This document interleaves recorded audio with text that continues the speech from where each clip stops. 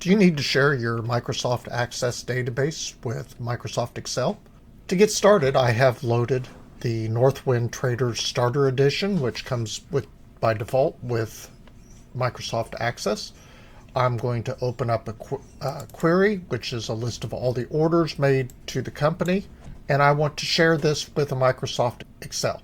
So I'm going to go to External Data, click on the Excel tab, tell it that I want to export the data, and go ahead and open the destination file after the export to make sure that everything worked correctly. Click OK, close, and now we have our Excel. You can, of course, once you are inside of Excel, go ahead and use all the features that are available to you within Excel. For example, you can go ahead and sum your orders, or you can use some of the new AI tools.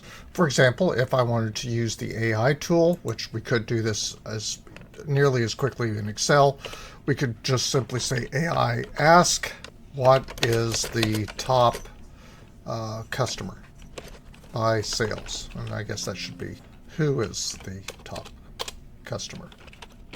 Give it our range that we want it to analyze, so A1 through Q39, and let it go. And Prosware is my top customer with an order of $3,215.78.